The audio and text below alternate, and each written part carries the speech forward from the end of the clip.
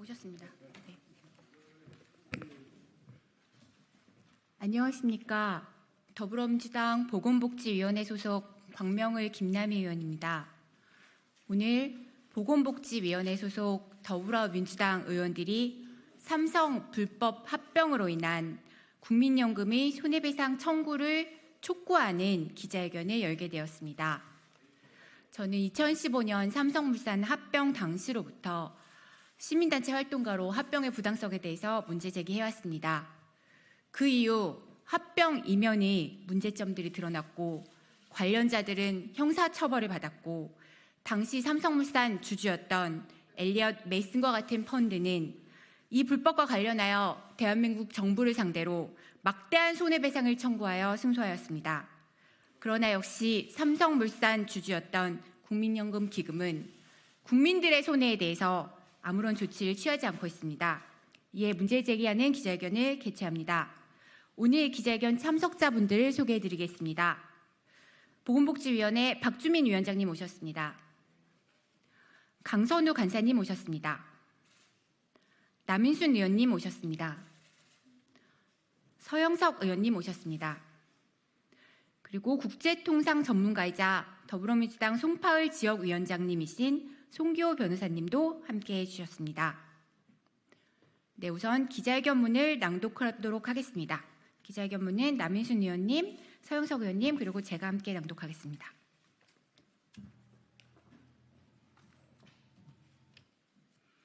네, 안녕하십니까. 국회 보건복지위원회 소속 서울 송파병의 남인순 의원입니다. 기자회견문을 낭독하도록 하겠습니다. 불법 합병으로 인한 세금 낭비와 국민 노후자금의 손실, 정부는 즉각 책임자에 대한 손해배상과 구상권 청구 소송을 제기하여야 합니다. 2015년 9월 삼성물산과 제일모직의 불법적인 합병 이후 9년이 지나고 있습니다. 당시 삼성물산과 제일모직 합병 과정에서 박근혜 대통령에게 뇌물을 지급한 대가로 정부 인사가 국민연금 의결권 행사에 부당하게 개입한 사실은 이미 대한민국 사법부에서 인정되었습니다. 삼성물산과 제일모직 불법 합병으로 재벌그룹의 승계 작업으로 인하여 우리 국민은 두 가지 커다란 피해를 입고 있습니다. 첫 번째는 불법 합병으로 인해 해외 헤지펀드가 우리나라에 청구한 손실과 소송 비용을 고스란히 국민 세금으로 지출해야 하는 사실에서 발생합니다. 두 번째는 우리 국민의 노후자금인 국민연금이 입은 손실을 10년이 다 되도록 내버려 두고 있다는 점입니다. 삼성물산과 제일모직 불법 합병 이후 해외 투자 그룹인 메이슨과 엘리엇은 한국 정부가 삼성그룹 오너 일가의 경영권 승계를 위한 삼성물산 제일모직 합병 과정에 부당하게 개입해 손해를 봤다며 ISDS를 통해서 국제 중재 소송을 제기하였고 결국 작년 6월 엘리엇에게 약 690억 원, 올해 4월 메이슨에게 약 438억 원을 배상하라는 판결이 나왔습니다. 결국 우리 정부는 소송 비용과 이자 등을 포함한 엘리엇에게 1,500억 원, 메이슨에게 800억을 국민 세금으로 배상해야 하는 상황에 몰렸습니다. 작년 국민의힘 대표인 한동훈 전 법무부 장관이 주도하여 엘리엇 판결에 대한 불법 소송을 제기했지만 무기력하게 패소하며 수백억 원의 지연 이자만 늘어나는 결과로 돌아왔습니다. 네, 부천시갑 국회의원 서영석입니다. 법무부는 또다시 소송을 하겠다고 합니다. 물론 중재 판정에 대한 취소 소송은 제기할 수 있습니다. 하지만 왜 이런 결과가 나왔는지 자기 반성이 먼저입니다. 당시 한동훈 전 장관은 너무나 소송 결과에 대해 자신만만했고 소송 결과가 나온 뒤에야 구상소송 등을 진행하겠다는 안일한 태도를 보였습니다. 이러한 한동훈 전 장관의 잘못된 판단으로 국가 피해는 더욱 커지고 있습니다. 소송 결과가 나온 만큼 이런 점에 대한 반성이 필요합니다. 또한 직접적 불법 행위자인 삼성, 박근혜 전 대통령에 대한 소송이 소멸시효 완성 전에 최대한 신속하게 제기되어야 할 것입니다. 애초에 삼성물산과 제일모직 불법 합병 사건은 이로 인해 입은 손실을 정확히 파악하여 불법 행위로 이득을 얻은 자에게 책임을 물어야 했습니다. 엘리엇과 메이슨은 소송으로 그들의 이익을 배상받고 있는데 우리 국민의 노후 자금을 책임지는 국민연금공단은 무엇을 하고 있습니까? 법에 따라 국민연금을 관장하는 보건복지부 장관은 무엇을 하고 있습니까? 삼성물산과 제일모직 불법 합병 관련 사건 수사의 핵심이었던 윤석열 대통령과 한동훈 국민의힘 대표는 지금 무엇을 하고 있습니까? 언제까지 이렇게 수수방관하고 있을 것입니까? 정부는 국제소송 패소로 인한 배상을 이재용 회장부터 당시 보건복지부 장관, 기금운용본부장을 포함한 불법행위 관련자 모두에게 어떻게 구상권을 청구해야 할지 구체적인 계획을 국민들에게 밝혀야 합니다. 또한 국민연금이 입은 손실도 관련자들에 대한 손해배상 청구를 통하여 보전받아야 합니다. 만약 이러한 조치를 하지 않는다면 국민들에 대한 배임 행위입니다.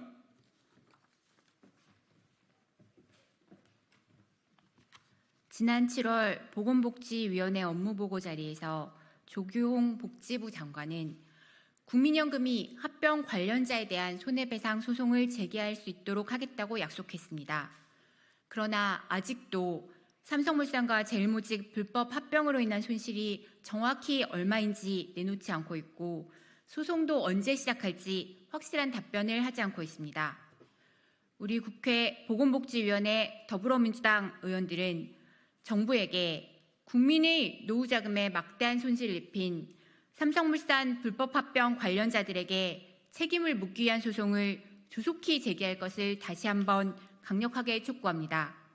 아울러 보건복지부가 약속한 대로 제대로 손해배상 소송을 이행하는지 보건복지 차원에서 점검하고 감시하도록 할 것입니다.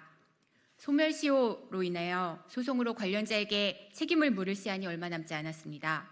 정부가 불필요한 시간 끌기를 계속한다면 세금과 국민의 노후자금에 대한 손실을 회피한 데 대한 국민의 비판을 면하기 어려울 것이며 이로 인하여 발생하는 국가적, 국민적 손해에 대하여 책임을 져야 할 것입니다. 2024년 8월 16일 국회 보건복지위원회 더불어민주당 의원 일동. 네, 다음으로는 이 사안에 관련돼서 그동안 열심히 대응을 해오셨던 송기호 변호사님께서 짧게 관련 발언해 주시겠습니다. 예, 안녕하세요. 송기호 변호사입니다. 지금이라도 정부는 국제배상금 사건 2,300억 원에 달하는 국제배상금을 국민 세금으로 물어줘야 되는 이 상황에 대해서 객관적인 진실을 국민 앞에 보고해야 할 것입니다. 자신만만하게 국제판정에 대해서 그것을 취소시킬 수 있을 것처럼 말했던 한동훈 국민의힘 대표는 더 이상 침묵하지 말아야 합니다. 애초에 이 국제배상 사건은 국제법상 단심제 국제중재 판정 사건이었습니다. 이 국제중재 판정을 뒤집는다는 것은 지극히 예외적인 대단히 제한적인 사유에서만 가능하도록 되어 있습니다. 그것이 국제법입니다. 왜냐하면 만약에 누구든지 쉽게 국제중재 판정을 뒤집을 수 있게 한다면 국제중재 판정이라고 하는 단심제 그리고 각 나라의 법원 밖에서 이루어지는 국제중재 판정의 제도가 성립할 수 없기 때문입니다. 그렇습니다. 국제중재 판정 자체는 부당합니다. 그것에 대해서 취소 소송을 런던 법원에 제기할 수도 있습니다. 그러나 취소 소송을 통해서 국제중재 판정을 뒤집기는 현실적으로 어렵다고 국민에게 말했어야 됩니다. 우리가 최선을 다해서 이 부당한 국제중재 판정을 뒤집으려고 노력하겠지만 그건 못지않게 불법 행위를 해서 국민에게 이러한 부당한 국제배상을 하게 한 그 장본인들에 대해서도 나라가 구상소송을 하겠다라고 동시에 추진하겠다라고 말했어야 합니다. 그러므로 국민의힘에게 요구합니다. 이제라도 국제배상금 사건의 실체를 국민에게 말해 주십시오. 국제중재 배상 취소 노력하겠다 하더라도 그러나 이 원인을 제공한 자들에 대해서 국제배상 사건에서도 박근혜 전 대통령과 이재용 회장의 공모관계를 메이슨 사건에서도 인정했습니다. 그러한 공동의 불법 행위에 대해서 국가가 구상 청구 소송을 동시에 진행하겠다. 이것이 책임성 있는 정부의 자세라고 생각합니다. 다시 한번 강력히 요구합니다. 국제배상 취소를 제기하더라도 그 원인 제공자에 대해서 반드시 책임을 묻겠다. 동시에 구상 소송을 하겠다라고 발표하시기 바랍니다. 감사합니다. 마지막으로 박주민 위원장님의 마무리 발언이 있겠습니다. 괜찮으세요? 네, 알겠습니다. 네, 그럼 이상으로 기자회견을 마치겠습니다. 함께해 주신 기자 여러분 감사드립니다.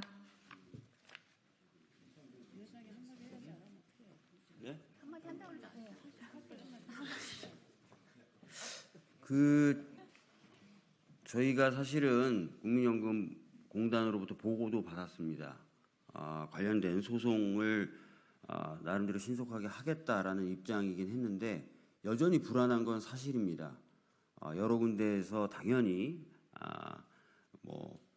압력이라든지 이런 것들이 들어올 수도 있는 것이고, 그래서 잘 그런 소송이 진행될 수 있도록, 그리고 소송 제기만으로 끝나는 것이 아니라, 형식적인 제기만으로 끝나는 것이 아니라 실질적인 소송 진행이 될 수 있도록 저희 보건복지위원회에서는 지속적으로 모니터링을 하겠다라는 말씀을 드립니다. 다시 한번 말씀드리는데요. 중재 판정을 뒤엎겠다고 얘기했던 한동훈 대표는 더 이상 침묵으로 일관하지 말고요. 본인이 했던 판단에 잘못이 있다면 그 부분에 대한 반성과 함께 저희들이 지금 요구하고 있는 국민 세금을 아낄 수 있는 그 소송들에 대해서 자신이 어떻게 할지, 어떤 입장을 갖고 있는지 명확하게 신속하게 밝혀주시기 바랍니다. 이상입니다.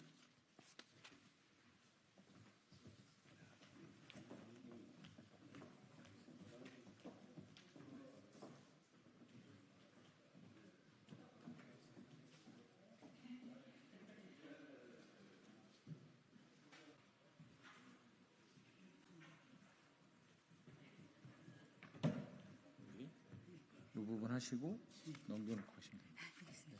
그리고 그거는 꼭 끝에 한번 그래도 어떤 내용인가를 제가 오케이 잠깐만, 이거는 내가 안 하고 여기만 하면 되잖아.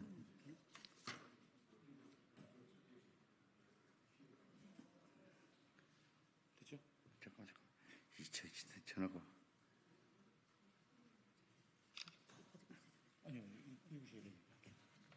거기 텔방에 있습니다.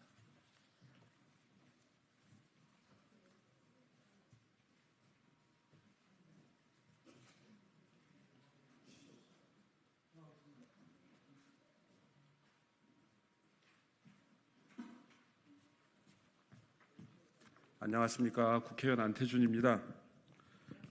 안녕하세요. 아직 시작한 건 아니고요. 기자분들이 많이 안 계시네. 오늘 그 먹사니즘 전국 네트워크 출범 선언을 하기 위해서 여기 모이셨는데요. 일단 여기 모이신 분들 다 올라와 주시죠.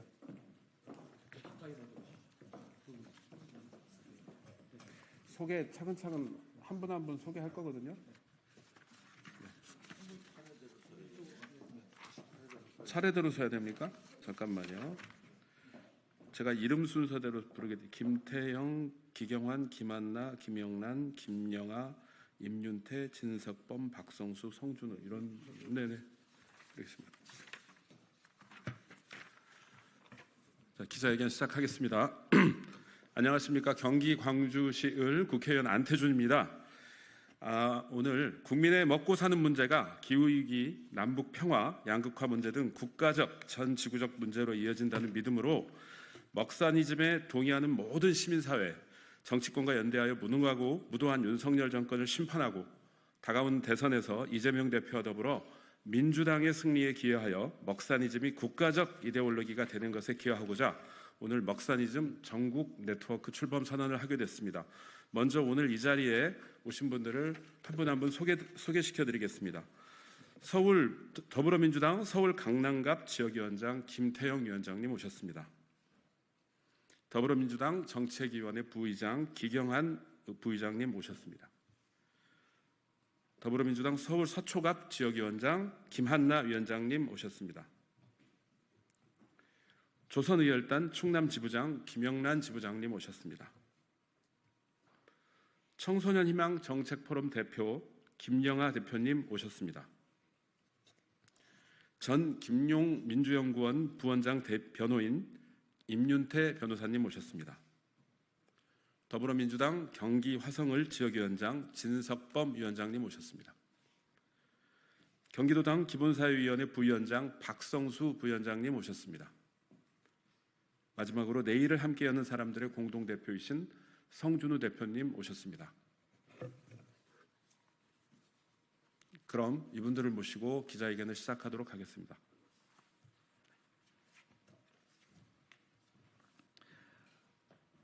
먹사니즘 전국 네트워크 출범 선언문. 현재 대한 전국 어디를 가도 어려움이 가득하다.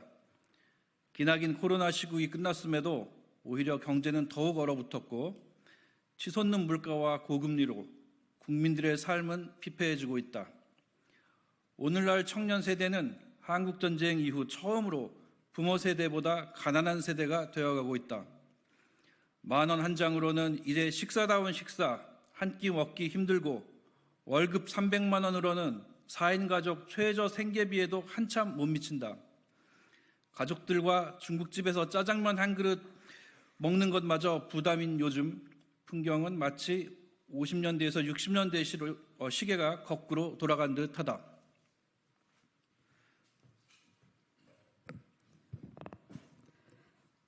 불평등과 양극화가 심화되고 국민들은 의식주 모든 분야에서 어려움을 겪고 있지만 정부는 검찰 권력을 동원한 권력 노릇만 이어가고 있다.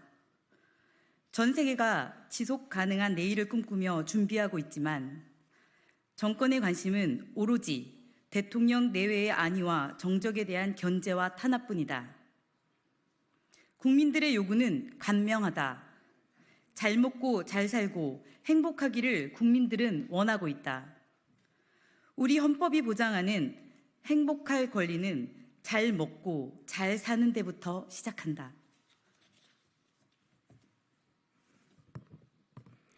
국민의 먹고 사는 문제를 해결하는 것, 그것이 바로 우리 정치가 추구해야 할 유일한 목표이어야 한다. 더불어민주당 이재명 대표가 주창하는 먹사니즘은 이러한 목표를 이루기 위한 성장의 회복과 지속 성장의 선언이자 정책이다. 국민이 잘 먹고 잘 사는 것보다 더 중요한 것은 없다. 따라서 먹사니즘은 대한민국의 유일한 이데올로기가 되어야 한다. 인공지능이 노동을 대체하고 과학기술이 새로운 시대를 열어가는 4차 산업혁명 시대에 빈민구제식의 선별적 복지는 양극화와 경제 침체만을 가속화할 뿐이다. 기본사회는 이제 피할 수 없는 미래이다.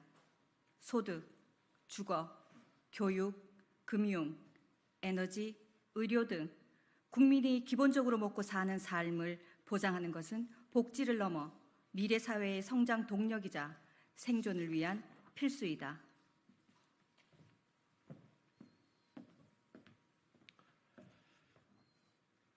사정 권력 외에 국정 운영 경험이 빈천한 윤석열 정권은 낡은 냉전시대 이데올로기만 재탕하는 무능하고 한물간 인사들만 가득하다. 세계는 에너지 전환, AI 혁신, 평화체제로 나아가는데 우리 경제는 여전히 60, 70년대의 추억에 머물게 하는 것은 현재 고통받고 있는 국민에게 있어 무능함을 넘어 범죄적 행위로 볼 수 있다.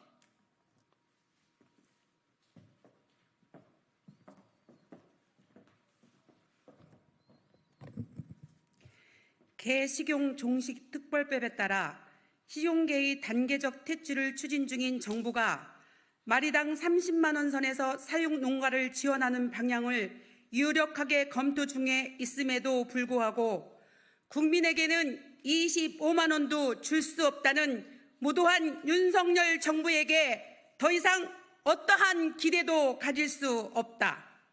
이제 우리 국민과 정치가 나서야 한다. 모두가 함께 먹사니즘의 깃발을 들어야 한다. 먹사니즘은 좌우 진영의 이념이 아니다.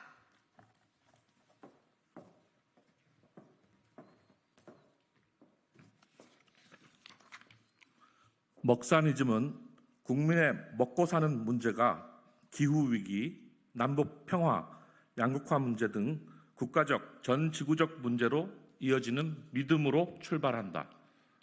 기술혁신, 에너지 전환, 안보와 평화, 노동 환경 개선 등은 먹사니즘과 그 궤를 같이 한다.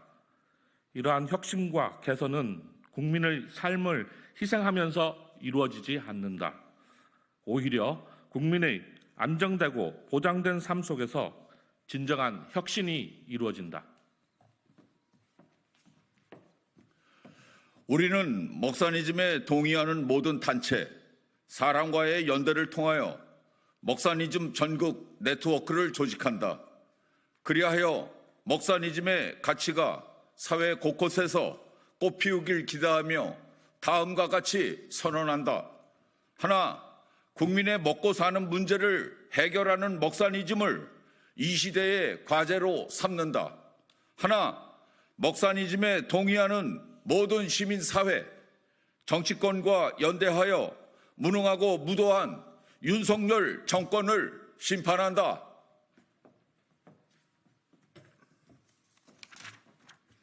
하나, 다가오는 대선에서 이재명 대표와 더불어민주당의 승리에 기여하여 먹사니즘이 국가적 이데올로기가 되는 것에 기여한다. 하나, 차기 지방선거에서 먹사니즘에 동의하는 단체장과 지방의원들의 당선에 기여하여 먹사니즘이 풀뿌리 단위에서부터 자라게 한다. 하나, 더불어민주당이 먹사니즘을 잘 수행하도록 사회 영역에서 지원한다. 마지막까지 읽어야 되는 건가요? 네, 2024년 8월 16일 먹사니즘 전국 네트워크 준비위원회.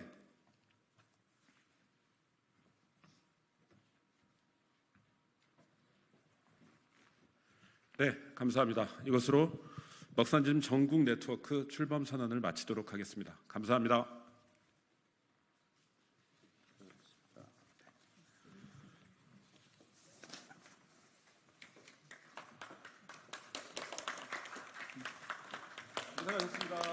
수고하셨습니다.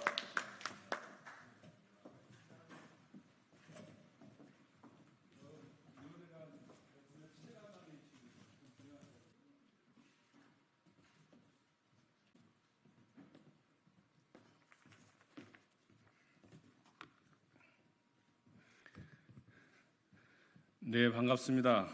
부천시갑 국회의원 국민비타민 서영석입니다. 현재 의정갈등으로 인한 의료 공백이 6개월째이고 현재 의대 정원 관련 청문회가 진행 중에 있습니다. 코로나19 환자가 무서운 속도로 증가하고 있습니다. 그런데 현장에는 치료제가 없어 아우성입니다. 있다고 하더라도 응급실 뺑뺑이처럼 이제는 치료제를 찾아서 다녀야 하는 코로나 뺑뺑이입니다. 보건당국은 확보 계획이라고 말하고 있지만 실제로는 코로나19를 확산을 방치하고 있는 게 아닌가 하는 생각을 지울 수가 없습니다. 늦장 대처에 치료제가 없어 고령자나 기저질환자 등 환자들이 제때 치료를 받지 못하면 증상이 악화되고 위중증으로 갈 수밖에 없는 실정입니다. 가벼운 감기 증상쯤으로 취급하고 있는 현 보건당국의 대처를 보면서 안타까움을 금할 수 없고 문제의식을 갖지 않을 수 없습니다. 정부는 치료제 공급 방안과 코로나19 감시체계 또 중증 환자 치료 계획 없이 방치만 하고 있는 실정입니다. 이에 즉각적이고 적극적인 대처를 촉구하기 위해서 저를 비롯해서 더불어민주당 보건복지위원회 의원 연명으로 기자회견을 하게 되었습니다. 기자회견문을 낭독하도록 하겠습니다. 윤석열 정부 및 보건당국은 코로나19 치료제 확보 등 코로나19 재확산에 대한 강력한 대응 방안을 조속히 마련하라. 지난 7월 초부터 면역 회귀 능력이 큰 오미크론 계열 변이종 KP3가 확산되는 양상이 심상치 않았으나 윤석열 정부 및 보건당국의 무대책, 늑장 대응으로 끝난 줄 알았던 코로나19가 전국적으로 급증하며 국민 피해가 속출하고 있습니다. 지난 5월 이후 지속적으로 코로나 환자가 증가한 일본을 비롯하여 미국, 영국 등 세계적으로 KP3 변이를 중심으로 코로나19가 다시 재확산하고 있었으나 질병관리청은 지난 5월 감염병 위기 단계를 경계해서 관심으로 하향했고 치료제 구입 예산도 절반을 줄여 1,798억 원만 편성했습니다. 또한 이미 환자가 급증한 8월 중순에서야 코로나19 대책반을 확대 운영하는 등 보건당국의 안일한 판단과 늦장 대응으로 재확산에 대한 준비와 대응의 차질을 빚고 있습니다. 재확산에 대한 파악이 제대로 되고 있는지조차 의심스러운 상황입니다. 그 결과 환자 급증에 따른 치료제 공급이 지난 6월 말 대비 7월 말 한 달 만에 30배가량 증가했으나 치료제 공급 대책을 세우지 않아 일선 약국에서는 코로나19 치료제를 찾아보기조차 어려운 상황입니다.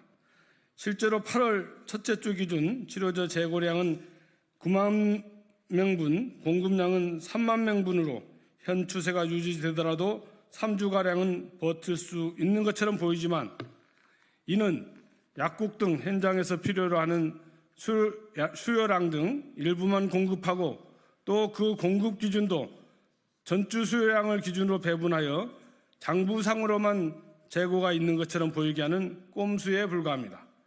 실제 현장은 재고 0이란 또는 일주일에 2, 3개 받아서 당일로 소진하고 있으며 환자들은 치료제가 남은 약국을 찾아 헤매야 하는 상황입니다.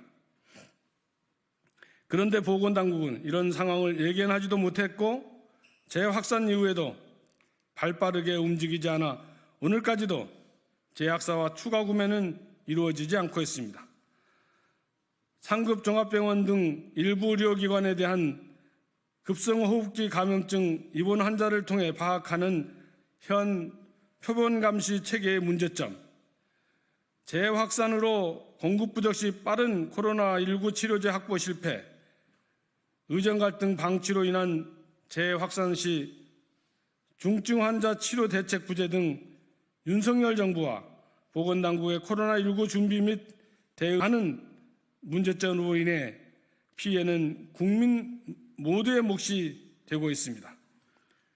5일 내에 투약해야 하는 치료제가 제때 공급되지 않는 현실은 사실상 환자들에게 알아서 코로나19를 피해가라고 방치하는 것과 무엇이 다릅니까? 코로나19 감염이 의심되어도 검사할 진단 키트도 부족하고 의정 갈등으로 인해 아파도 치료받을 의료시설도 부족합니다. 이미 의료 현장에서는 전공의 이탈, 응급실 축소 등으로 위중증 환자에 대한 대응이 쉽지 않을 것이라는 우려가 팽배해 있습니다. 이런 상황에서 혹 감염되면 치료제도 없이 버티면서 제발 경증에 그쳤다가 낫기만을 기다릴 수밖에 없어 국민들은 불안해하고 두려워하고 있습니다.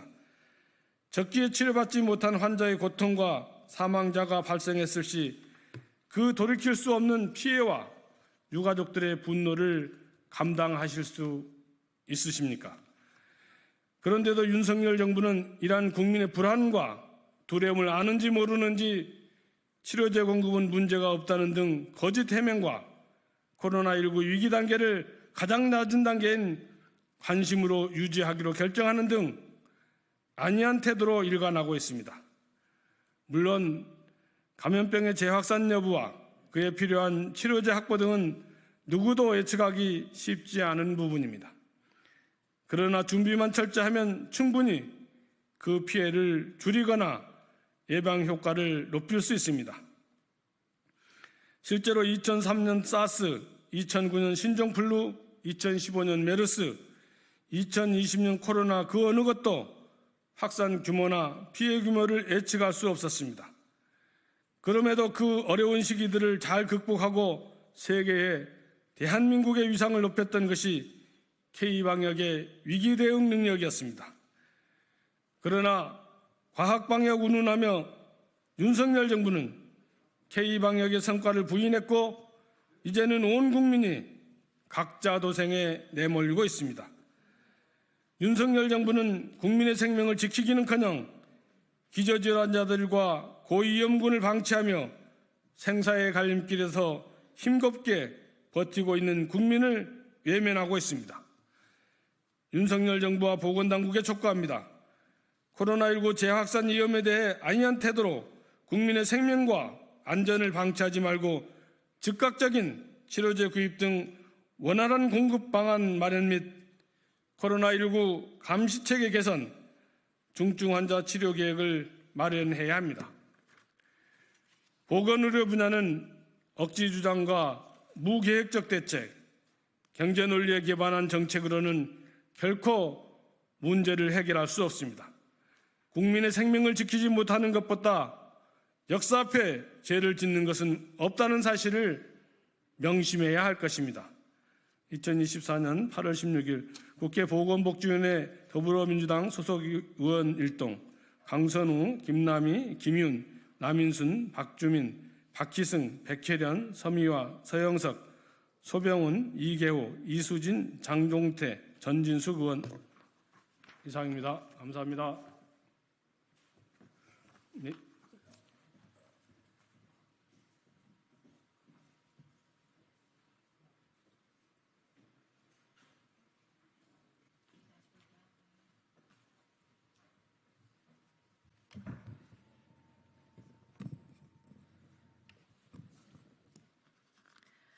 안녕하십니까. 더불어민주당 대변인 황정아입니다. 첫 번째 브리핑 시작하겠습니다. 일본과 극우 세력에만 기대는 윤석열 대통령은 대한민국 대통령이기를 거부합니까? 독도는 한국 땅 아니다. 위안부는 매춘이다. 라는 뉴라이트들을 중용해 밀정들이 판치는 나라를 만든 윤석열 대통령의 광복절 경축사는 역시나였습니다. 선조들의 한 맺힌 역사를 팔아넘기고 있는 윤석열 대통령의 광복절 경축식에 박수를 보낸 것은 오직 일본과 극우를 자처하는 매국 세력뿐입니다. 일본의 과거사를 입에 담지도 않은 대통령의 경축사에 일본 언론마저 이례적이라며 박수갈채를 보냈습니다. 공영방송인 KBS는 광복절에 일본의 기미가요를 방송했습니다. 100번을 생각해도 제정신으로는 버릴 수 없는 망동입니다. 국민은 부끄러워 고개도 들지 못하는데 대통령실은 한일 관계에 대한 자신감이라며 누워서 침 뱉기급 망언을 내뱉었습니다. 이게 대한민국 대통령실이 할 말입니까? 대일 굴종의 극치를 넘어 숭일 매국의 경지에 올랐습니다. 윤석열 정권의 친일 행태에 맞서 국민의 뜻을 대변한 독립운동단체들이 따로 기념식을 열었는데 윤 대통령은 반성은커녕 국민 비판에 반자유 세력, 반통일 세력, 사이비 지식인, 검은 선동 세력이라며 적반하장의 선전포고를 했습니다. 친일과 입틀막이 보수의 정신적 가치입니까? 선열들이 피로써 써낸 대한독립의 역사를 지우려는 것은 친일, 숭일 매국 정권의 친일 쿠데타입니다. 대한민국의 정체성과 국민의 역사의식을 지우고 있는 윤석열 대통령에게 요구합니다. 역사와 국민 앞에 사죄하고 대한민국의 역사를 부정하는 뉴라이트들을 정부와 역사기관에서 모두 쫓아내십시오. 더불어민주당은 윤석열 정권의 친일 역사 쿠데타를 국민과 함께 막아내고 선열들이 지켜온 독립의 혼을 지키겠습니다. 두 번째 브리핑 시작하겠습니다. 윤석열 대통령은 나라와 국민은 가난해지고 초부자들만 배불리는 특권의 나라를 꿈꿉니까? 상속세 부담이 지나치게 높다는 이유로 최고 세율을 줄이겠다는 윤석열 정부의 말과 달리 상속재산 상위 1% 계층의 실제 상속세 부담은 10%대에 불과한 것으로 드러났습니다. 윤 정부의 상속세 감세 혜택이 상위 0.03% 초부자 계층에 집중될 것이라는 분석도 나왔습니다. 게다가 정부의 세제 개편안으로 인해 초고소득층, 초고자산가들은 최소 18조 6천억 원의 세금을 감면받는 반면 중산층 이하는 오히려 세금이 늘어난다고 합니다. 더욱이 상반기 나라 살림 적자만 100조 원을 넘었습니다. 국세 수입이 10조 원이나 줄었는데 이 중 법인세와 종합부동산세는 급감하고 소득세와 부가가치세는 오히려 늘었습니다. 윤석열 대통령이 꿈꾸는 공정하고 정의로운 나라가 중산층과 서민들은 더 가난해지고 초부자들만 배불리는 특권의 나라였습니까? 초부자는 감세하고 재정은 파탄내고 중산층과 서민은 증세하는 불평등, 불공정, 그랜드슬램 달성이 윤석열 대통령의 국정 목표입니까? 윤 대통령이 허황된 낙수 효과에 기대어 초부자 감세 정책으로 일관하는 동안 민생 경제는 처참히 무너져 내리고 있습니다. 민간 소비 침체에 올해 2분기 경제 성장률은 마이너스 0.2%포인트 뒷걸음질 쳤습니다. 반면 일본은 소비가 회복되며 오히려 0.8%포인트 성장세로 돌아섰습니다. 초부자들을 20조 원 가까이 감세할 돈은 있고 민생 회복을 위해 국민께 고작 25만 원을 지원할 돈은 없습니까? 더 늦기 전에 무능과 무책임으로 점철된 아집의 국정기조를 바꾸십시오. 초부자들에게만 주어지는 특권 감세를 회수해 중산층, 서민들의 삶을 지켜야 합니다. 윤석열 대통령이 민생회복지원금법에 거부권을 행사할 경우 민생과 경제를 완전히 포기한 대통령으로 기억될 것임을 명심하길 바랍니다. 이상입니다.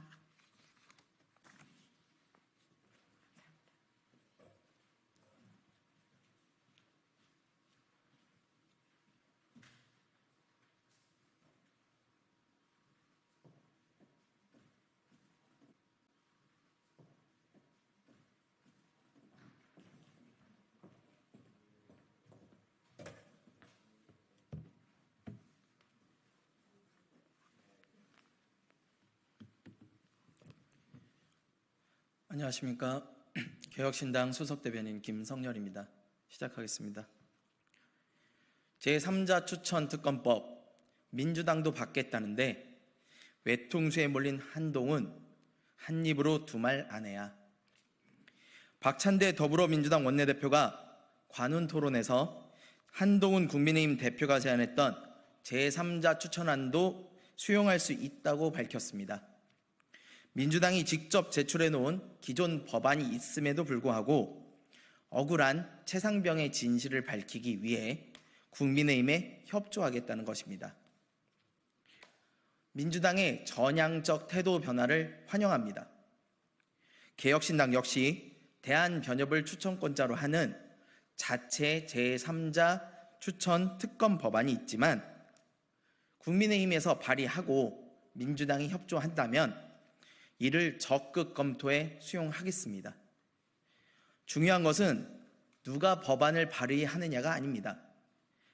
대한민국 해병대원의 억울한 죽음에 대한 진실만 중요할 뿐입니다. 개혁신당은 대승적 협조로 꽉 막혀 있던 최상병 특검법에 대한 물꼬를 트겠습니다. 이제 공은 한동훈 대표로 넘어갔습니다. 한동훈 대표는 즉각 최상병 특검법을 발의하십시오. 더 이상 물러날 곳이 없는 외통수입니다. 한 대표가 법안을 제안한 지도 벌써 54일이 흘렀습니다. 한동훈 대표가 한 입으로 두 말하는 정치인이 되지 않기를 바랍니다. 감사합니다.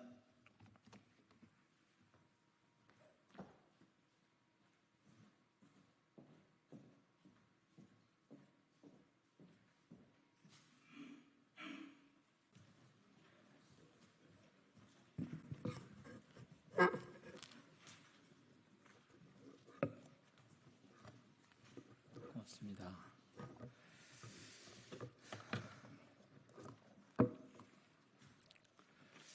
네, 더불어민주당 민형배입니다. 오늘 저희 국회 공정사회 포럼, 그러니까 철험회죠. 이 철험회가 기자회견을 하러 모였습니다. 주제는 윤석열 대통령 배우자 김건희 특검법 발의입니다. 먼저 참석하신 분들 소개해 올리겠습니다. 조계원 의원님 오셨습니다. 김동화 의원님 오셨고요. 부승찬 의원님 오셨습니다. 모두 저희 철험회 멤버들입니다. 근래에 보니까 우리 사회에는 특수신분, 그러니까 국가의 형사사법 체계 밖에 있는 것처럼 여겨지는 특수신분이 두 부류가 있는 것 같습니다. 첫 번째 부류는 정치검사 집단이고, 두 번째는 이 정치검사들을 마음대로 오라가라 할 수 있는 그런 대투자가 아닌가 싶습니다. 그런데 이 대통령 배우자가 계속해서 범죄 의혹에 노출되고 있습니다.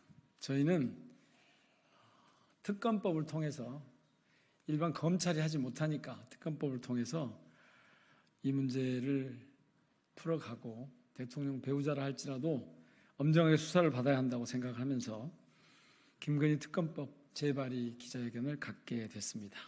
회견문을 읽겠습니다. 철험회답게 김건희 특검법 통과에 앞장서고 무너진 나라의 정의를 바로 세우겠습니다.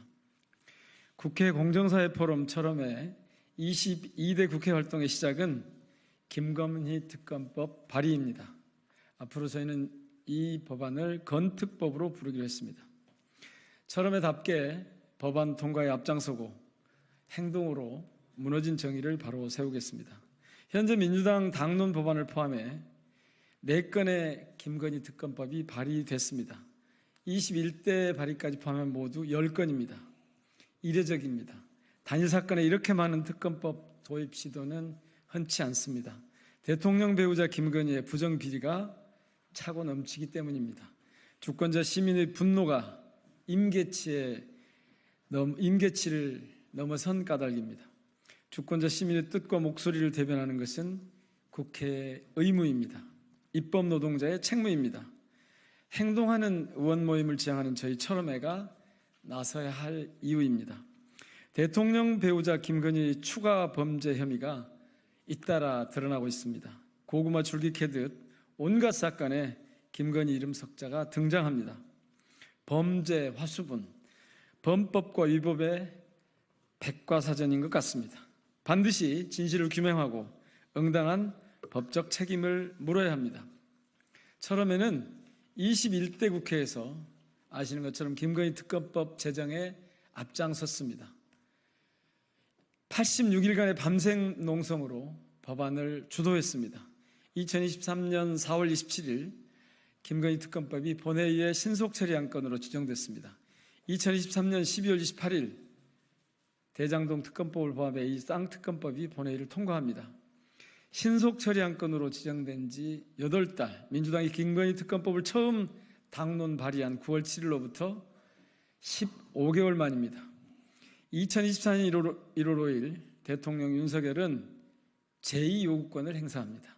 가족비리 방탄을 위해 거부권을 남용한 최초의 대통령으로 기록되고 있습니다.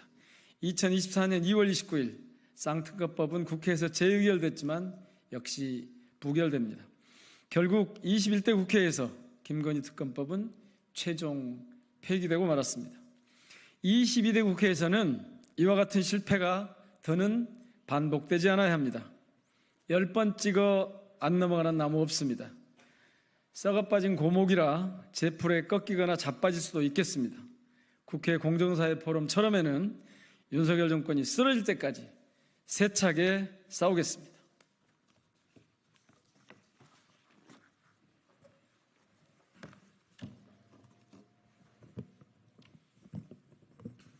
네, 오늘 발의한 특검 법안은 기존 민주당 당론 법안에 크게 두 가지 내용을 추가했습니다. 첫째, 수사 대상 범위를 확대했습니다. 삼부토건 주가 조작 사건, 코바나 콘텐츠 뇌물성 협찬 사건, 국민권익위 조사에서의 불법 행위 사건, 인사 개입 사건, 최혜병 사건 사망 사건 및 세관 마약 사건 구명 로비 등에 관한 내용을 수사 대상으로 추가하였습니다. 둘째, 특검의 권한을 강화하였습니다. 수사 준비 기간인 20일 동안에도 신속히 증거 수집이 필요한 경우 관련 수사를 진행할 수 있도록 했습니다. 아울러 수사 대상이 확대됨에 따라 수사 기간을 30일 추가 연장할 수 있도록 했습니다. 재판 기간도 1심 선고를 공소 제기일로부터 3개월 이내에서 6개월 이내로 2심 및 3심 전심 판결 선고일로부터 각 2개월 이내에서 3개월 이내로 연장했습니다. 기존 발의 법안에 대해 더해 속도감을 있게 논의되고 처리되길 기대됩니다. 국민의힘에 고언합니다. 나는 헌법을 준수하고 국민의 자유와 복리의 증진 및 조국의 평화적 통일을 위하여 노력하며 국가 이익을 우선으로 하여 국회의원의 직무를 양심에 따라 성실히 수행할 것을 국민 앞에 엄숙히 선사합니다. 아직 우리가 하지 못한 제22대 국회의원 선서입니다. 국가 이익이 우선입니다. 국힘은 용산 눈치 보기에서 벗어나야 합니다. 김건희 특검법은 상임위와 본회의에서 만장일치로 통과되어야 할 것입니다. 최소한 이번에는 양심을 따라야 합니다. 윤석열 대통령에게 경고합니다. 또다시 거부권을 행사할 생각조차 하지 마시기 바랍니다. 대인 춘풍, 직위 추상, 남에게는 봄바람처럼 자신에게는 가을 서리처럼 엄격해야 합니다. 공직자인 대통령의 거는 시민들의 마지막 신랄 같은 기대입니다.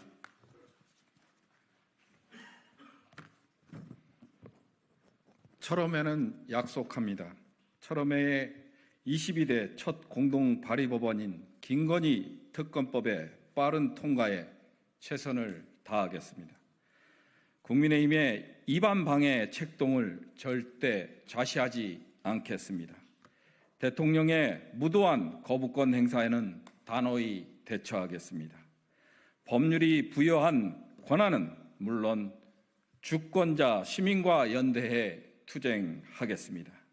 모든 수단과 방법을 동원해 검찰 독재에 맞서 싸우겠습니다. 앞으로도 오직 주권자인 시민의 뜻을 받드는데 선봉에 서겠습니다. 힘찬 응원과 지지 부탁드립니다. 고맙습니다.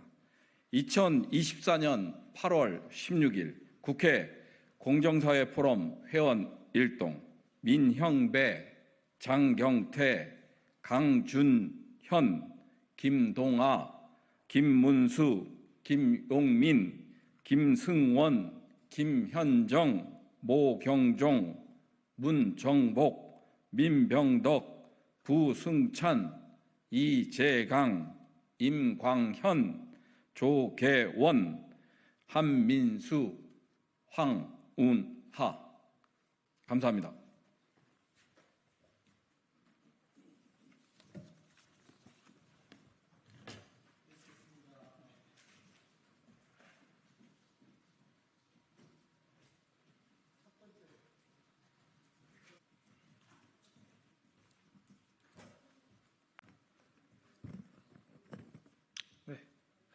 개혁신당 대변인 김민규입니다.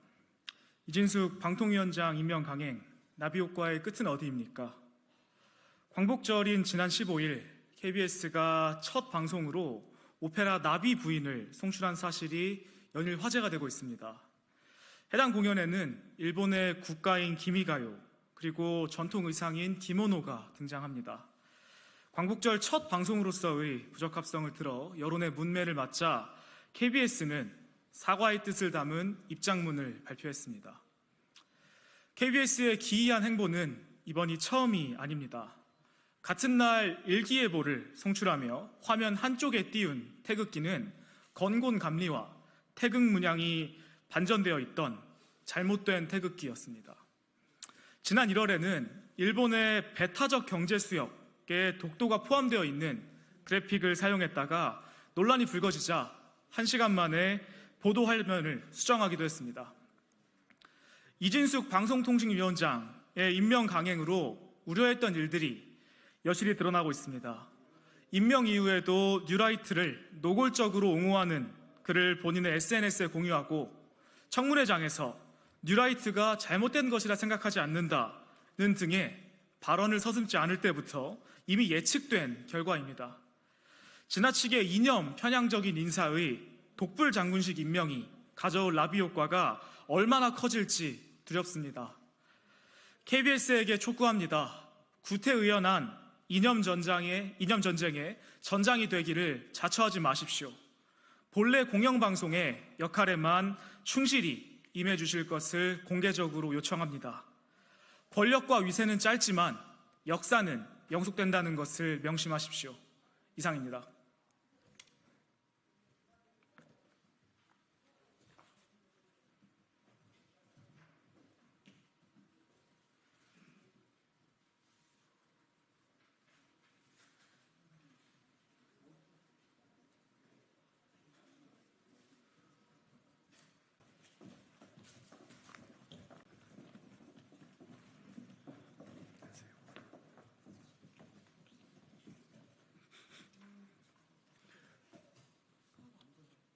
수화가 안 보인다. 이거 밑으로 내려야 될 것 같습니다.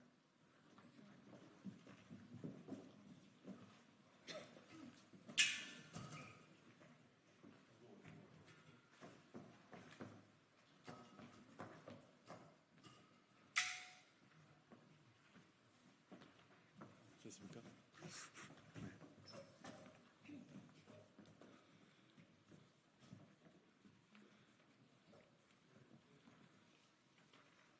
네. 기자회견 시작하도록 하겠습니다. 네, 안녕하십니까. 더불어민주당 경북 청년위원장 전용기 국회의원입니다. 기쁘게 맞았어야 할 광복절 다음 날입니다. 근데 오늘은 매우 무거운 마음으로 이 자리에 섰습니다. 베를린 평화의 소녀상 철거가 임박했기 때문입니다. 지난 6월에도 여기서 소녀상 존치를 촉구했고 소녀상 존치를 위하여 저희 더불어민주당 전국 청년위원회는 다양한 활동들을 해왔다라고 말씀을 드렸습니다. 저 또한 카이 베그너 베를린 시장과 마테구 의회에 서한을 보냈습니다만 여전히 상황은 녹록지가 않습니다. 이제 베를린 소녀상 철거가 다음 달로 예정되어 있는 시점에서 저희는 더욱 절박한 마음으로 이 상황을 알리기 위해서 다시 한번 기자회견을 잡게 되었습니다. 우선 오늘 참석자분들을 먼저 소개해드리도록 하겠습니다. 이승용 더불어민주당 전국 청년위원회 부위원장입니다. 네, 백승화 전국 청년위원회 조직국장입니다. 네, 다음으로는 더불어민주당 베를린 소녀상 존치 TF의 일원이자 경산시 지역위원회 위원장인 김기현 위원장님 참석하셨습니다. 그리고 TF 일원 김태환 님입니다. 그리고 주홍비 님이십니다. 그리고 홍수진 님 참석하셨습니다.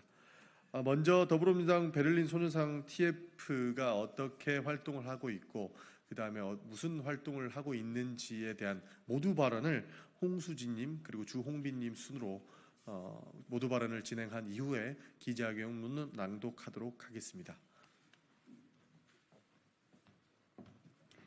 네, 안녕하십니까. 더불어민주당 베를린 소녀상을 지키기 위한 TF팀에 있는 홍수지라고 합니다.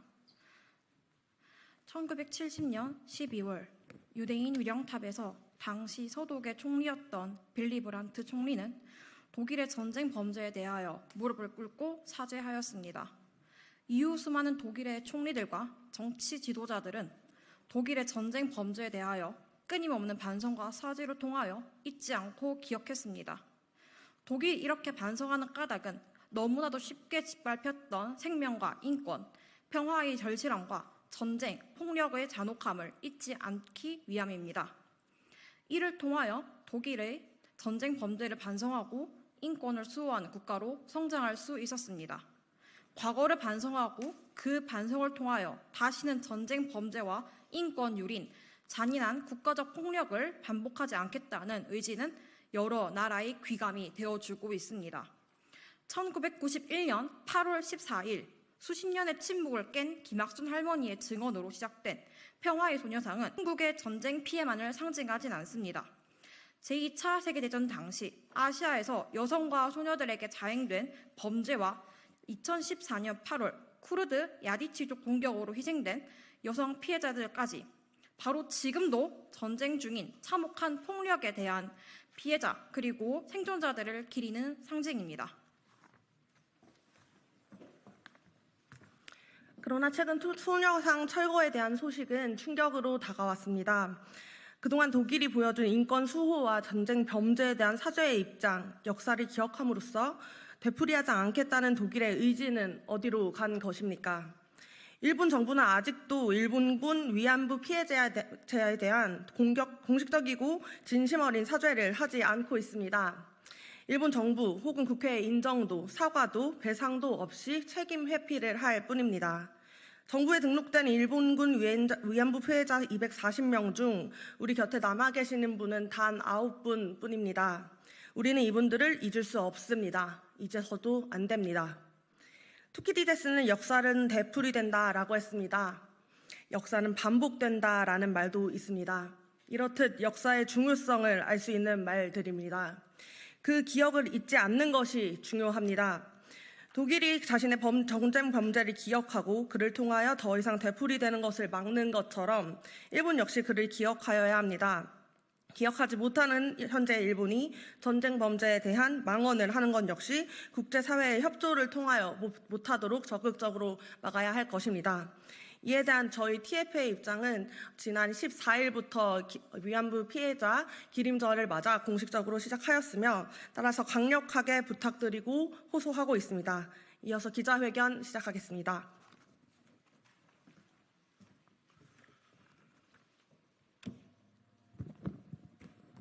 베를린 소녀상 존치 촉구 기자회견문. 더불어민주당 전국청년위원회는 지난 6월 19일 이 국회 소통관에서 베를린 소녀상 존치를 촉구했지만 그 이후로 상황이 해결되기는커녕 오히려 악화되고 있는 것 같습니다. 현지 언론 보도에 따르면 최근 카이 베그너 베를러 시장이 평화의 소녀상을 세운 단체에 주는 예산을 줄이라는 압력을 넣었다고 합니다. 해당 방송은 베를린 시장이 일본 정부와 분쟁 가능성이 있다며 예산을 줄이라 했다고 전했습니다. 참으로 풍전등화의 상황이 아닐 수 없습니다. 그간 더불어민주당 전국청년위원회는 베를린 시장에게 소녀상 존치를 촉구하는 서한을 보냈고 지난 8월 9일부터는 소녀상 지키기 온라인 캠페인을 통해 오늘까지 원래 목표인 2,000명을 넘어 약 2,200여 분의 서명을 받았습니다. 많은 국민들께서 이 사안을 지켜보고 계시며 또 소녀상 존치에 대한 열망이 뜨겁다는 점 또한 느낄 수 있었습니다. 평화의 소녀상이 베를린에 2020년 9월 설치된 직후 관할 미테구청이 철거를 명령했지만 미테구 의회를 포함해 많은 현지인과 한국인들의 염원으로 지금까지 존치해 왔습니다. 이제 소녀상은 단지 한국의 비극적인 역사만을 알리는 상징물이 아니라 여성에 대한 폭력과 전쟁 범죄를 반대하는 보편적인 의미를 지니고 있습니다. 소녀상의 존재 자체가 인류의 평화를 기원하는 것입니다. 그럼에도 일본은 과거의 만행을 반성하기는 고사하고 노골적인 역사 왜곡을 시도해 왔습니다. 독일 현지 시각으로 14일에 열린 소녀상 집회에서 레오나드 디테리히 미테구 의원은 처음에는 일본인 이름으로 그리고 점차 가짜 독일인 이름으로 소녀상을 철거해야 한다는 이메일을 매우 많이 받았다고 증언했습니다. 독도, 군함도 및 사도광산 등 여러 지점에서 자행되고 있는 일본의 역사 왜곡은 소녀상을 철거하라는 요구로 이어지고 있는 것입니다. 일본은 그렇다 치고 이런 일본의 억지에 굴복하는 카이 베그너 베를린 시장에게 대단히 실망하지 않을 수 없습니다. 카이 베그너 시장은 베를린과 도쿄의 자매기른 30주년을 맞아 이미 지난 5월 일본 도쿄를 방문한 자리에서 베를린 소녀상의 철거를 시사하는 발언을 했습니다. 그는 여성에 대한 폭력에 반대하는 기념물을 찬성하지만 더 이상 일방적인 표현이 있어서는 안 된다. 소녀상 문제 논의는 독일 주재 일본 대사도 참여시키겠다는 등등 말도 안 되는 여러 망언을 했고, 앞서 말씀드린 바와 같이 소녀상 설치를 주도했던 단체의 예산을 삭감하라는 노골적인 편파 행위도 마다하지 않고 있습니다.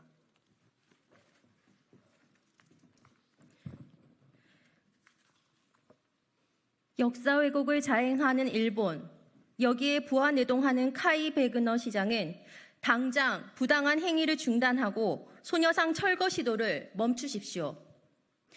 역사 앞에서 부끄럽지 않습니까? 양식 있는 모든 시민들이 지켜보고 있습니다. 지난 독일 집회에서도 200여 분의 참석자들이 소녀상 존치를 요구했고, 일본 참석자도 일본 정부를 비판하며 일본인으로서 부끄러움을 표시했습니다.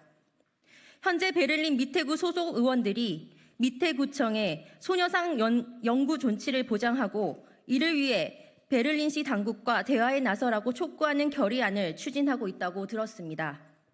하루빨리 이 결의안이 추진되기를 바랍니다. 미테구 의원들에게 저희의 굳건한 연대 응원을 보냅니다. 마지막으로 정부에게 강력히 요구합니다. 소녀상 존치를 강 건너 불구경하듯이 관망하지 말고 당장 존치를 위해 적극적으로 나서기 바랍니다. 잘못된 취지이지만 집요하게 준비해온 일본과 달리 대의 명분까지 가진 우리 정부가 이렇게 소극적이고 저자세로 일관하는 이유가 무엇입니까? 친일 정부라는 오명을 더 이상 듣지 않으려면 소녀상 존치를 위해 늦었지만 지금이라도 전방위적 외교적 노력을 기울이기 바랍니다.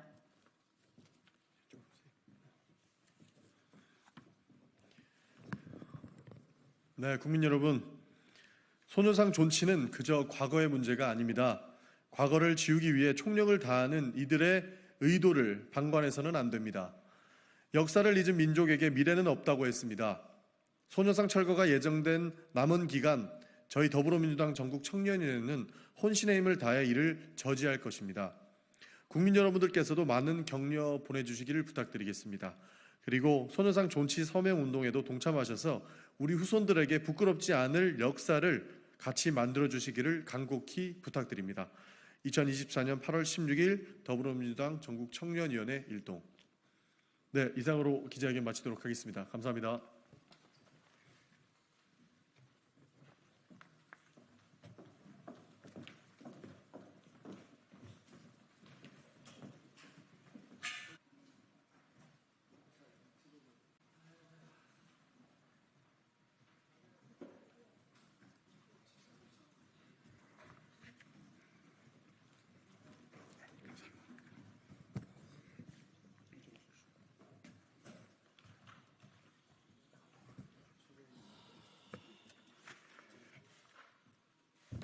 문재인 정부 청와대 출신 더불어민주당 소속 국회의원들을 대표해서 오늘 기자회견장에 섰습니다. 정말 상식 밖의 일이 벌어지고 있습니다. 전임 대통령에 대한 정치 보복이 버젓이 자행되고 있는 상황에서 그런 부분들을 규탄하기 위해서 이 자리에 섰습니다. 우선 참석하신 의원님들 소개드리겠습니다. 진성준 의원님 참석하셨습니다. 이용선 의원님 참석하셨습니다. 민영배 의원님 참석하셨습니다. 고민정 의원님 참석하셨습니다. 정태호 의원님 참석하셨습니다. 김영배 의원님 참석하셨습니다. 자, 그럼 기자회견문을 낭독하도록 하겠습니다.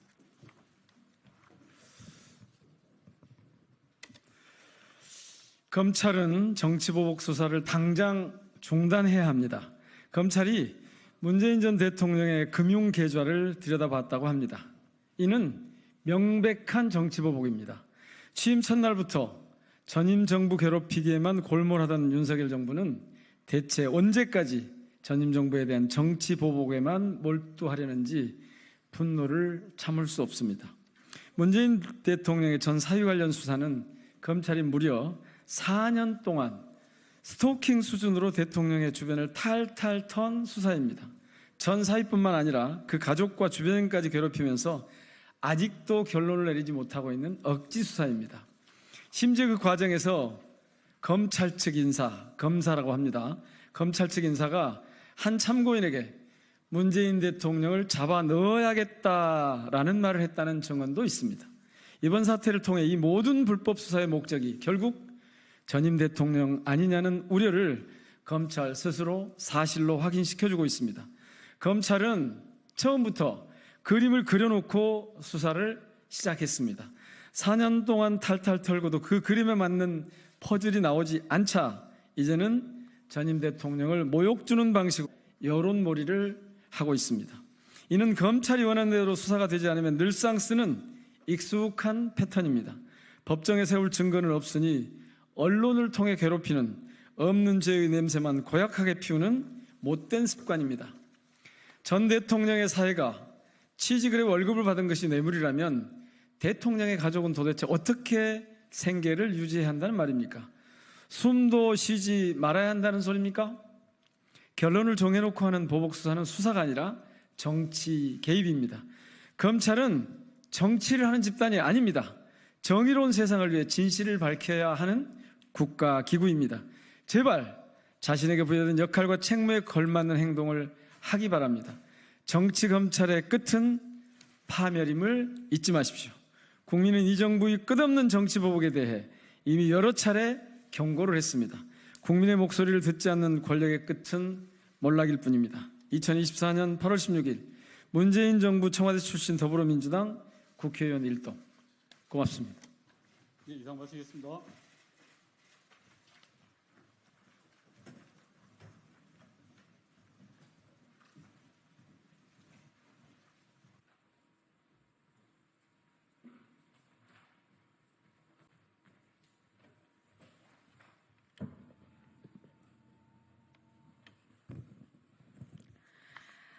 안녕하십니까. 더불어민주당 대변인 황정아입니다.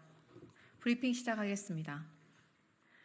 해병대원의 죽음이 정치 선동이라는 김용현 후보자 02800-7070 전화의 주인이 누구인지나 밝혀주십시오.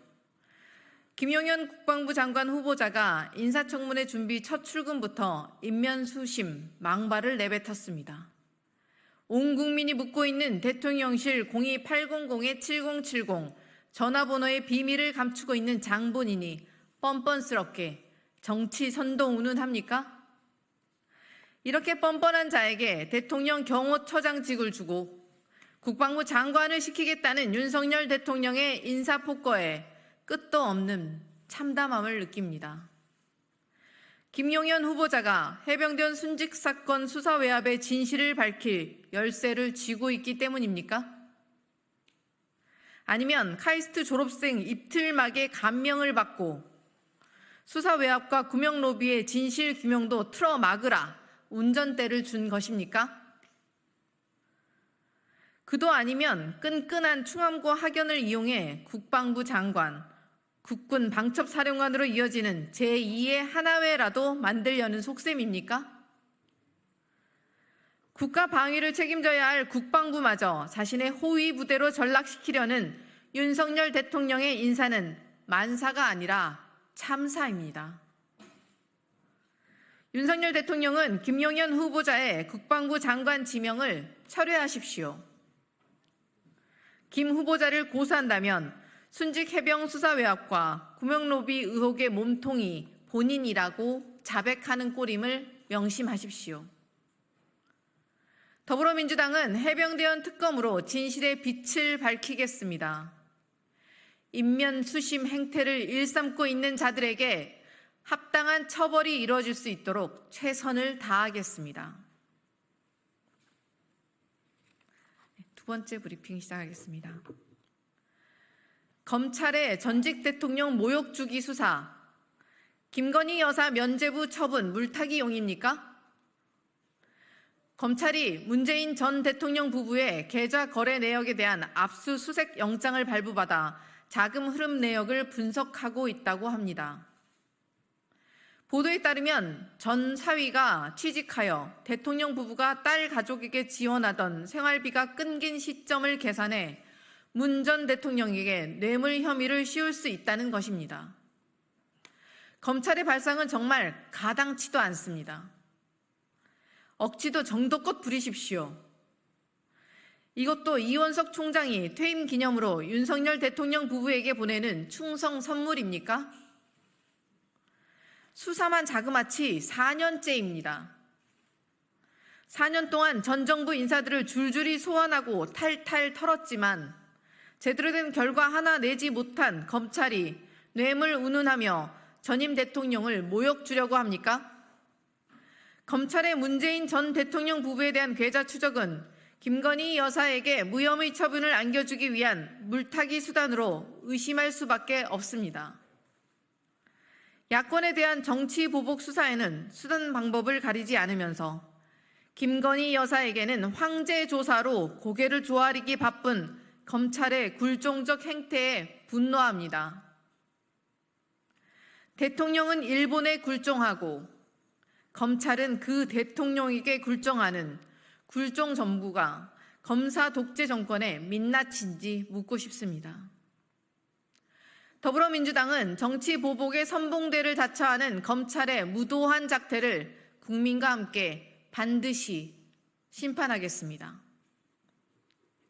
이상입니다.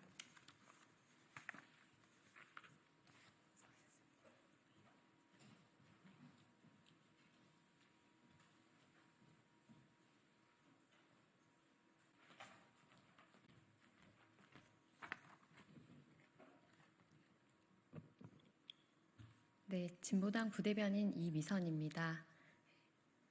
건설 현장 사망 사고 언제까지 계속될 것인가? 건설안전특별법 반드시 제정해야 합니다. 서울 강동경찰서는 강동구의 한 아파트 건설 현장에서 일용직으로 일하던 20대 노동자가 감전사한 사건과 관련하여 대기업 계열 시공사와 하청업체에 대해 수사에 착수했다고 밝혔습니다. 사고 당시 경력 8개월밖에 되지 않았던 고인을 고압 전류가 흐르는 전문 장비 수리에 갑작스럽게 투입했고 전문 관리자 등의 도움 없이 일하다 홀로 변을 당했습니다. 심지어 고인은 사망 후 상당 시간 현장에서 방치됐다가 병원으로 이송되었을 것으로 추정되고도 있습니다. 고압 전류가 흐르기에 수동 조정은 경력이 많은 전문가들만 해왔고 이전부터 고장난 차단기라 작업자들은 임시로 나무 막대기를 넣어 전류를 차단해왔던 그 장비를 8개월 된 20대 노동자가 홀로 조정하다가 고압 전류를 맞고 쓰러진 것입니다. 어찌 이런 사고가 일어날 수 있습니까? 어떻게 이렇게 허술할 수가 있습니까? 최근에도 건설업계 사망사고가 끊임없이 발생하고 있습니다. 작년 통계를 살펴보면 건설업 중대재해 중 대형 건설 현장에서 일어나는 중대재해는 예년에 비해 오히려 늘었습니다. 사고가 날 때마다 재발 방지하겠다는 기업들은 어떤 대책을 내놓았습니까?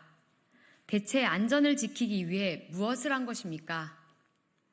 오히려 중대재해처벌법이 지나치게 모호하고 포괄적이라며 처벌 규정 완화를 지속적으로 요구해왔던 건설업계였습니다. 그 요구를 그대로 수용했다면 얼마나 더 많은 사고가 일어났을까 끔찍합니다. 더 강화되어야 합니다. 중대재해처벌법만으로는 안 됩니다. 건설 현장은 타 산업보다 많은 위험에 노출되어 있습니다. 건설 노동자들이 수년째 요구해오고 있는 건설안전특별법 제정으로 발주, 설계, 시공, 감리 등 건설공사 주체별로 안전관리 책임을 부여하는 비상한 대책을 세워야 합니다. 아까운 생명들이 일터에서 이렇게 안타깝게 죽어가서는 안 됩니다. 누군가의 위험을 대가로 세워진 건물이 어떻게 안전할 수 있겠습니까? 진보당은 22대 국회에서 건설안전특별법이 제정되어 안전한 건설 현장을 만들도록 힘쓰겠습니다. 마지막으로 건설 현장에서 안타깝게 생을 달리한 노동자의 명복을 빕니다. 고맙습니다.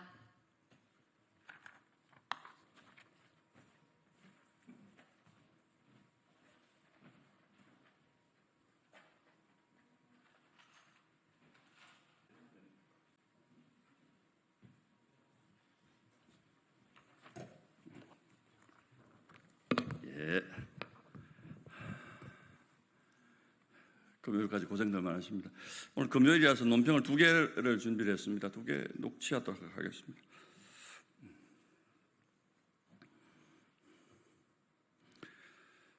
조국 혁신당 대표가 광복절인 어제 윤석열 대통령을 향해 조선 총독부 10대 총독이라는 망언을 했습니다.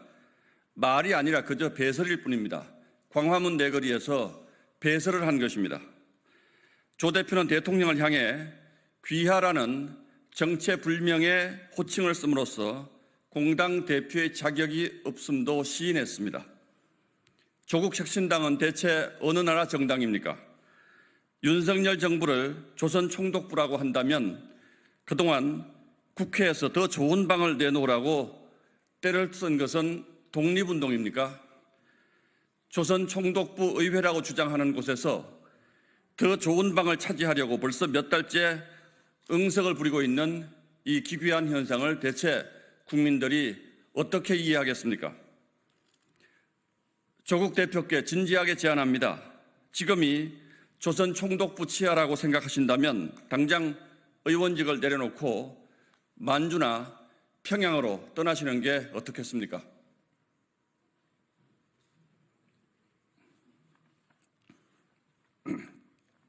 자, 국민의힘 신동우 원내 수석대변인 논평 하나 더 하겠습니다. 윤석열 대통령이 광복절 기념사에서 자유, 민주, 통일국가가 만들어지는 그날 비로소 완전한 광복이 실현된다고 했습니다.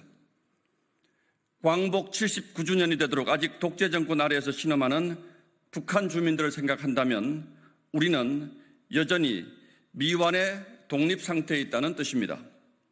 하지만 민주당은 이 사실을 애써 외면하면서 이 뜨거운 8월을 반일파리 선동으로 물들이고 있습니다.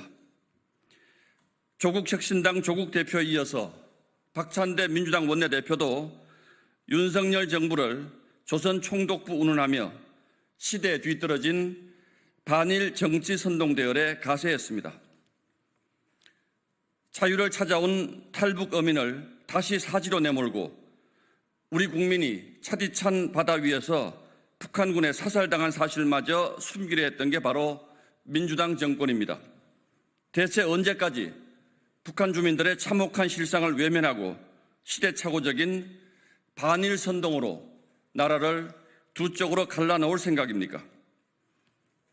지금 이 시대에 도대체 누가 친일파라는 것입니까? 가짜뉴스에 기반한 친일 대 반일 프레임으로 국론을 분열시키고 북한 주민들의 인권에는 눈꼽만큼의 관심도 없는 민주당이야말로 우리의 진정한 광복을 가로막는 친일 정당이라는 비판을 받아 마땅합니다.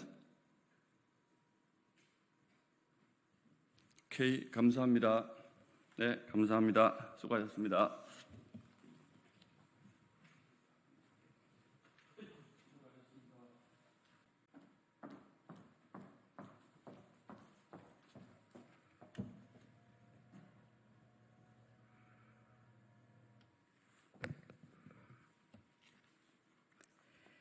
더 빠르게, 더 강하게, 더 선명하게 행동하겠습니다. 조국혁신당 대변인 강미정입니다. 21번째 거부권 행사한 윤 대통령, 독재자 이승만의 말로를 기억하라. 윤석열 대통령이 오늘 노란봉투법 그리고 25만 원 민생회복지원금 지급법에 대해 거부권을 행사했습니다. 21번째 거부권입니다. 이런 대통령은 없었습니다. 전날 땡윤 방송 KBS가 이승만 찬양 영상물을 방송하더니 독재자 이승만의 길을 따라가고 싶나 봅니다. 용산 대통령실과 국민의힘은 하도급 노동자에 대한 원청의 책임을 강화하고 파업 노동자에 대한 손해배상 청구를 제한하는 노란봉투법과 국민 1인당 25만 원에서 35만 원 범위에서 지역사랑 상품권 형태로 민생회복지원금을 지급하는 25만 원 민생지원금 지급법에 대해 경제를 망치는 악법이라서 거부했다고 말합니다. 그런데 대안은 없습니다. 경제를 살릴 의지도 능력도 없습니다. 불법 파업에는 손배폭탄이 특효약이라는 김문수 씨를 고용노동부 장관으로 임명하려 합니다. 터지기 일보 직전인 민생고 해결에는 아무 대책이 없습니다. 국회에서 압도적 다수 의원들이 찬성한 법안을 폭탄주 말아먹을 기세로 거부합니다. 국정을 기분 내키는 대로 하는 것 같습니다. 야당의 도움 없이는 22대 국회에서 단 하나의 법안도 처리하지 못하는 현실은 애써 모르는 척합니다. 아니, 모르는 것 같습니다. 나라가 엉망이 되고 나면 야당 탓을 하겠죠. 국회의 입법권을 존중할 생각이 없는, 민생에는 도무지 관심이 없는 국회와 맞서 싸우려던 독재자들의 말로는 비참했습니다. 역사가 이를 증명합니다. 윤 대통령의 운명은 집권 12년 동안 45번의 거부권을 행사했던 이승만과 다르지 않을 겁니다. 조국혁신당이 맨 앞에서 그렇게 만들 겁니다. 여기까지 하겠습니다. 고맙습니다.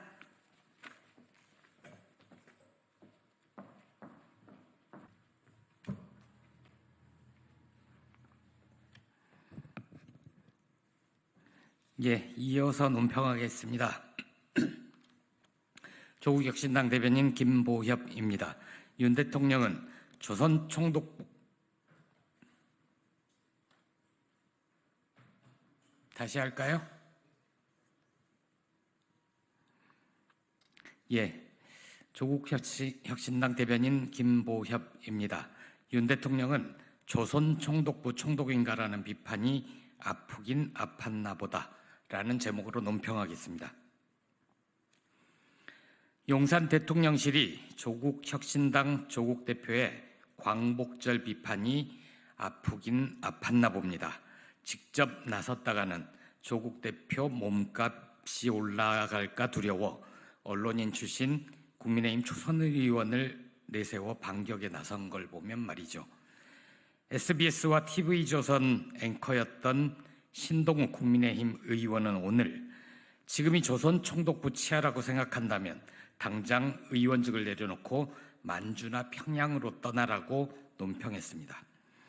조선 총독부 치하라면 조국 혁신당도 존재할 수 없었을 테고 조국 대표가 국회의원이지도 않았겠지요. 아마 조국 혁신당 의원들과 대부분의 주요 당직자들은 국내외에서 일제에 맞서 치열한 독립운동을 벌였을 겁니다. 그곳이 만주였을 수도 있겠지요. 그런데 뜬금없이 평양은 뭔가요? 조국 대표에게 붉은 칠이라도 하고 싶었던 건가요? 조국 대표와 조국혁신당 주요 당직자들은 광복절 당일 세종문화회관에서 열린 정부 주최 광복절 경축식에 가지 않았습니다. 대신 광화문광장 이순신 장군 동상 앞에서 윤석열 정권 대일굴종 외교 규탄 및 김영석 독립기념관장 임명 철회 촉구 기자회견을 하고 광복회의 경축식에 참여했습니다. 신 의원이 비판의 소재로 삼은 대목은 기자회견문의 일부입니다. 읽어보겠습니다. 윤석열 대통령에게 다시 묻겠습니다.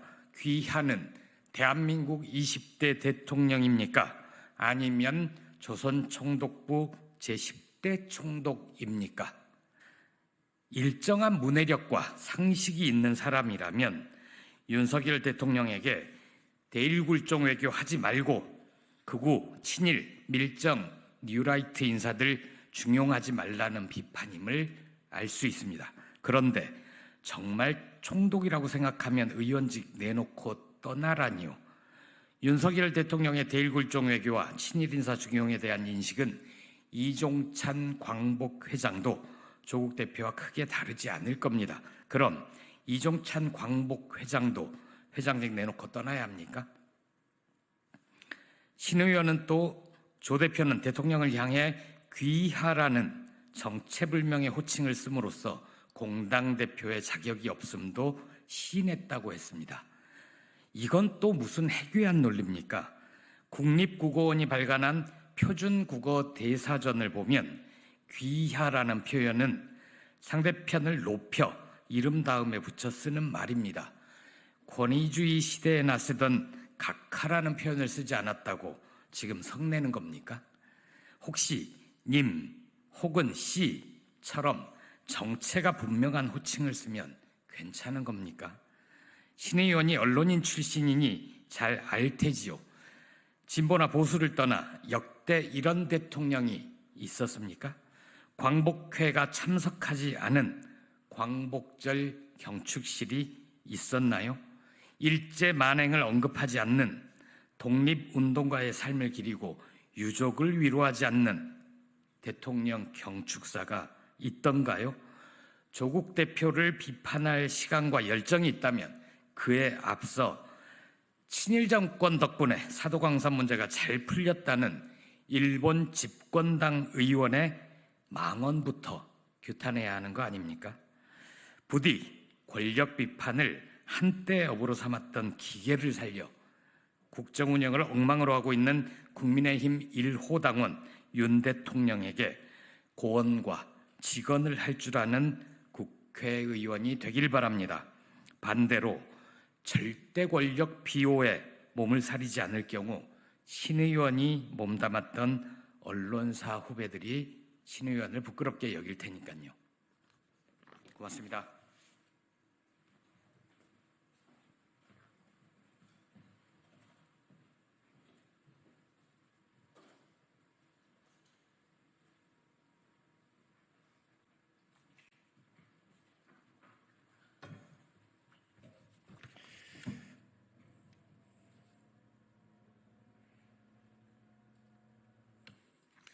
네, 안녕하세요.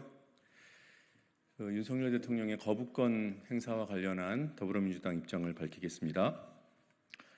여야가 협치에 나선 날 윤석열 대통령은 거부권 폭탄을 던졌습니다. 이 정도면 중독입니다.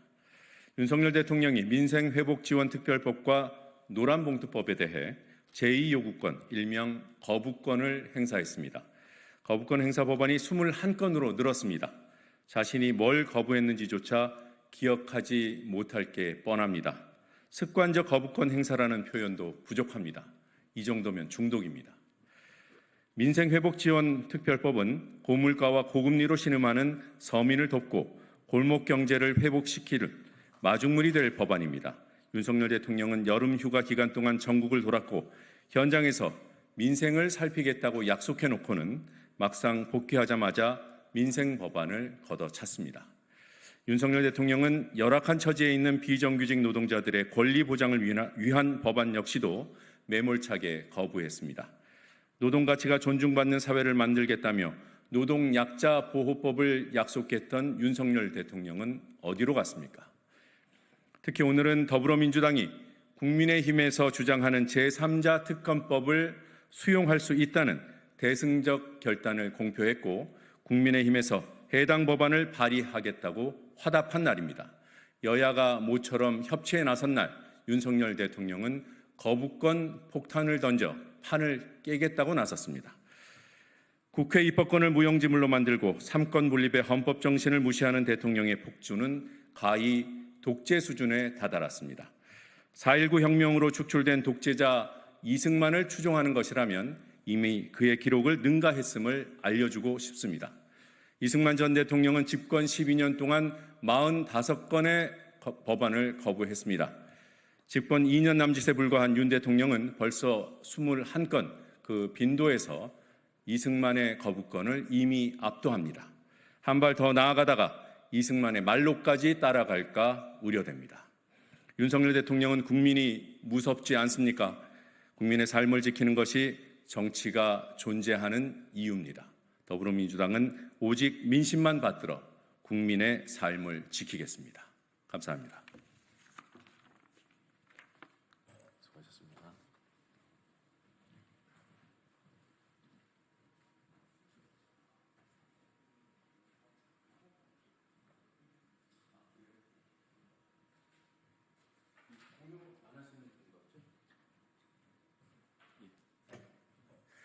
네, 요청이 있어서 다시 읽겠습니다. 또 들으시는 분들 죄송합니다. 네.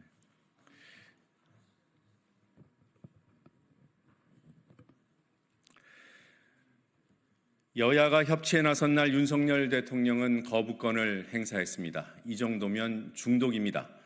윤석열 대통령이 민생회복지원특별법과 노란봉투법에 대해 제2요구권, 일명 거부권을 행사했습니다. 거부권 행사 법안이 21건으로 늘었습니다. 자신이 뭘 거부했는지조차 기억하지 못할 게 뻔합니다. 습관적 거부권 행사라는 표현도 부족합니다. 이 정도면 중독입니다. 민생회복지원특별법은 고물가와 고금리로 신음하는 서민을 돕고 골목 경제를 회복시키는 마중물이 될 법안입니다. 윤석열 대통령은 여름 휴가 기간 동안 전국을 돌았습니다. 현장에서 민생을 살피겠다고 약속해놓고는 막상 복귀해서는 민생 법안을 걷어찼습니다. 윤석열 대통령은 열악한 처지에 있는 비정규직 노동자들의 권리 보장을 위한 법안 역시도 매몰차게 거부했습니다. 노동 가치가 존중받는 사회를 만들겠다며 노동약자보호법을 약속했던 윤석열 대통령은 어디로 갔습니까? 특히 오늘은 더불어민주당이 국민의힘의 제3자 특검법을 수용할 수 있다는 대승적 결단을 공표한 날입니다. 그리고 국민의힘에서 해당 법안을 발의하겠다고 화답한 날입니다. 여야가 모처럼 협치에 나선 날 윤석열 대통령은 거부권 폭탄을 던져 판을 깨겠다는 의도를 드러냈습니다.